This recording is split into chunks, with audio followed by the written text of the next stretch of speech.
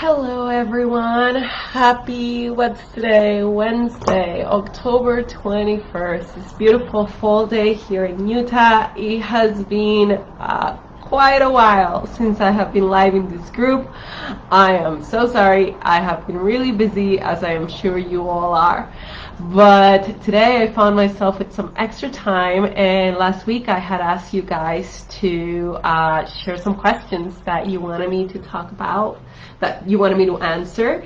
And so today I get to talk about them and give you some hopefully insightful answers. And one of the questions that came up that a lot of you asked was about intuition and trusting and learning to listen to your guides and to guidance. And this is a beautiful, beautiful topic that I absolutely love talking about, because I think there's a lot of misperception out there as of what intuition really is and how you're supposed to use it. So as you log in, if you happen to catch me live, please say hello and let me know you're watching, ask any questions you might have. And if you're watching the replay, then just comment #replay. And with that said, here we go. So the first thing is intuition, believe it or not, comes from self-esteem, self-respect. The ability to trust yourself is directly related to how much value you have for yourself and how much you respect yourself. And that might seem counterintuitive, like, what do you mean? How is my intuition have anything to do with my self-esteem? It has everything to do with your self-esteem, because it's your ability to respect what you know to be true and then act on it and value it and take it seriously and don't dismiss it and don't ignore it. So that is the first thing that I want to say about intuition. That's the foundation of your intuition, the kind of respect that you have for yourself. The second thing is about fear. It's about your willingness to see clearly what is without pretending, without sugarcoating, without denial, without just all of these covers and masks that we put on reality because we're afraid to see. So it's a third eye chakra function, and it has to do with how fearless you are to see things as they are. A lot of the times the mind has a lot of preconceived judgments as of how things should be or what's good or what's bad. Your ability to connect with your intuition is directly related to how open you are to seeing things as they are. So one of the things that you can do is whenever you catch yourself with expectations or preconceived notions about people, places, or things, or situations you find yourself in, can you take a step back and recognize that judgment? Recognize that you are making a judgment that might not be based on reality. Can you be willing to see things as they are and not as you want them to be? When you do that, when you're fearless enough to see what is, then you are a lot more open to listening to your guidance. But if you have a preconceived notion of the way that things should be and your mind is really busy trying to make it so, then you've blocked your ability to receive the guidance because you're not willing to see clearly. So it has to do with being fearless and your ability to see things as they really are. The next thing is about your intention. You have to actually be open and ready, willing, and able to see and to receive this intuition. So intention is a huge part of whether you can connect with your intuition or not. If you are not open, if you're blocked, if you're stuck in the way that you want to perceive the world and how you want things to be, then your intention is that. Your intention is to have things be what you want them to be and not anything else, and you don't want to see and you don't want to know, and you need them to be this way because you're in a place of fear, and then you're not open. But if your intention is, you go within and you say to yourself, okay, I need some guidance, I need to know what the right thing is here, I want to know if I'm on the right path or not, I want to know what the right decision is, you have to let go. You have to open up and you have to take a step back and you have to allow yourself to receive that guidance, and so that has to be your intention. So if your intention is to have a certain outcome and make it be a certain way, then your mind will serve that purpose, and your mind will rationalize and twist and perceive things in a certain way because that's your intention. But if you open yourself up and your intention is to be open and you have this trust to this divine power, and you're humbly asking to please let the answer be revealed to you, whatever it might be, right? Then you are a little bit more open to listening. The other thing is, people think that intuition means prediction. It means that people think that it means that you know what's going to happen, and that you have this intuition that if you do this, then that will happen. That's incorrect as well. Okay?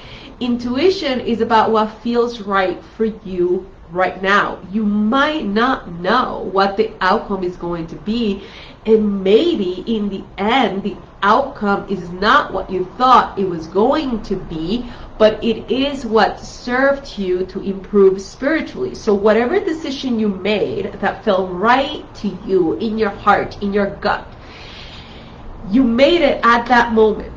And let's say that it was quote-unquote the wrong decision and that it had a quote-unquote negative outcome. Well, maybe this negative outcome was actually something, a blessing in disguise. Maybe it was positive. Maybe you learned from this mistake. Does that mean your intuition was wrong because you made the quote-unquote wrong decision based on human standards, so preconceived notions and perceptions of the way things are supposed to be, positive or negative? Or is it possible that you made still the right decision because spiritually this is the lesson that you needed to learn? This is the experience that you needed to have to awaken your, whatever it is that needed to be awakened, your gifts, your insights, whatever it is. So listening to what's right in the moment and trusting yourself enough to follow it without attachment to the outcome. That is also a huge part of intuition. And then the last thing that I'm going to say is a little bit back to intention, but not intention in the regards to the intention to listen to your intuition and the intention to being open, but in regards to the intention of positive versus negative. So if I am a thief and I want to go into that store and steal something, I might have an intuition that this would be a good time to do it, or that this time, or when the owners are. So my intention to go steal will lead me to the intuition that I need to go accomplish that goal.